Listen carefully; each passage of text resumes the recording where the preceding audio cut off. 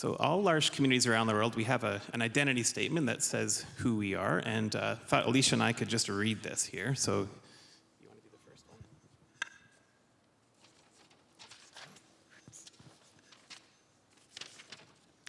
So we are people with and without intellectual disabilities.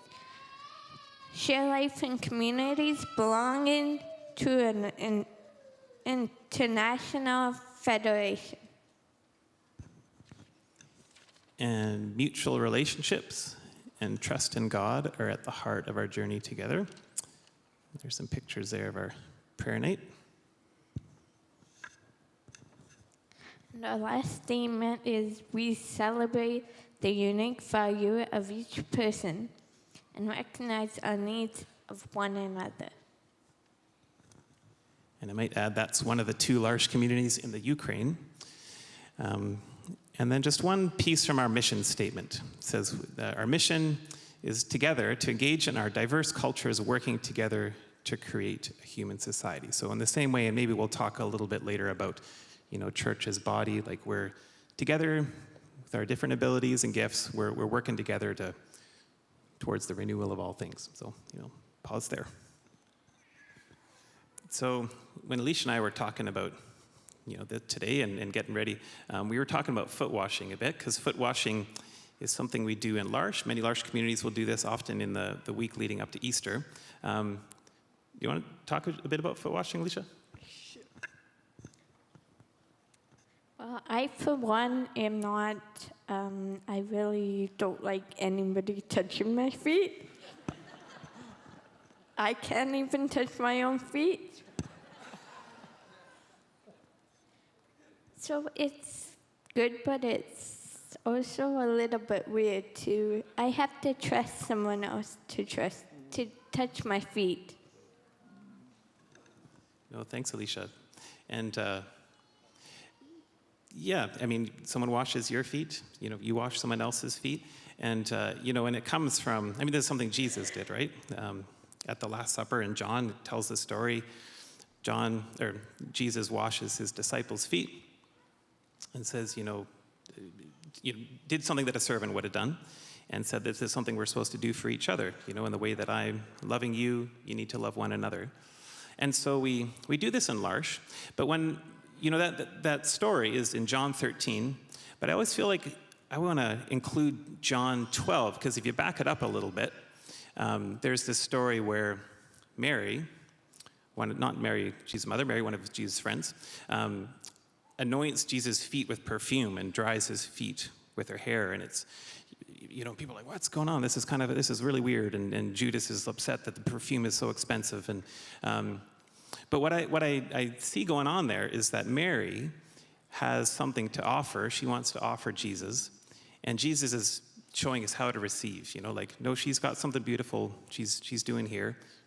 Leave her alone, thank you, Mary. And we see this too in John 13, where Jesus washes Peter's feet, and Peter's like, you can't do this.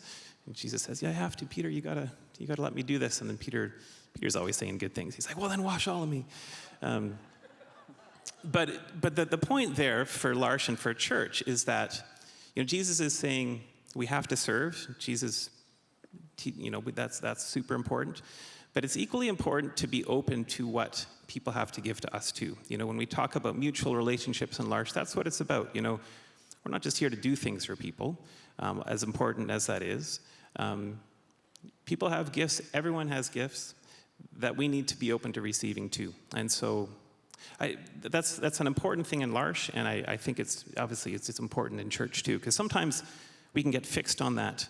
I'm going to help people, there's a charity there, and don't want to knock it, but there's a certain kind of charity mindset that is, you can help someone and still be at a distance from them, right? And so it's like, well, I don't just have something to give, but I need to recognize that everyone has something to offer me as well that's going to make my life richer, going to make our church life richer. So anyway, it could go on. Everyone has gifts. Sometimes maybe people's gifts aren't as on the surface. Some people's gifts are more obvious. Paul, you're a leader, a speaker. Some people, maybe it takes some time to get to know them. But we all have gifts. and maybe, so when we were talking about different things about we were sharing quite a bit about, faith life and prayer and stuff, but maybe one thing we were talking about, I just, like, I asked you, what's one of your favorite Bible passages? My favorite Bible passage is Psalm 139, which is, "You are fearfully and wonderfully made in your mother's womb." I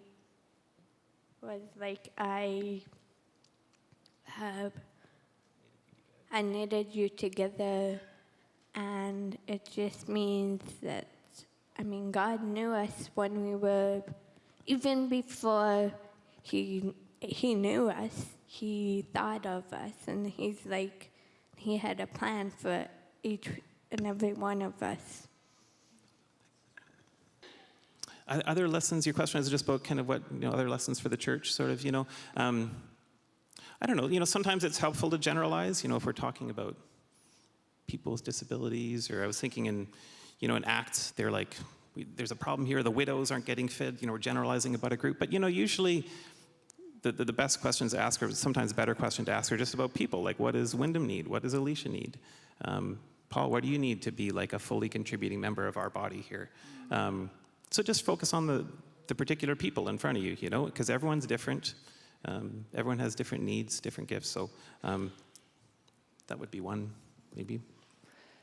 Well, I love that. Be careful about generalizing. Notice the people that are in front of you, know them, and get to know what they need. It's simple, but it's a work in progress. And And maybe just a couple examples. Like, we have our weekly prayer night. And we take turns doing readings or prayers. And one person who's a part of our prayer nights, like, she'll read, but she'll also get quite anxious if she doesn't know where she fits in or where other people fit in.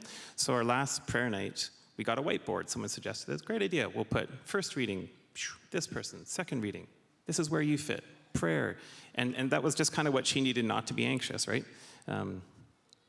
Another example, that same prayer night, we've got a worship band, but we've got a little band that plays, and one fellow, Christopher, joins us, and he loves playing music. He plays guitar, he plays ukulele, he plays harmonica. And when he first joined us, he just had a C harmonica, so that's great if we're in the key of C. But there's not all the songs are in the key of C, right? But we kind of were like, okay, how do we make this work? And so Chris went out, and we got a harmonica in each key. So what it requires, like, sometimes doing this well takes a bit of time and preparation, right? But like, okay, here's our list of songs, and here's the keys, and so Christopher can see, okay, next song's an F. Goes to his thing, pulls out the F harmonica, and I've had people come after him like, wow, Chris sounded amazing, like, and he does. But it's because we've just taken that time and preparation to respond to his particular needs, I would say so.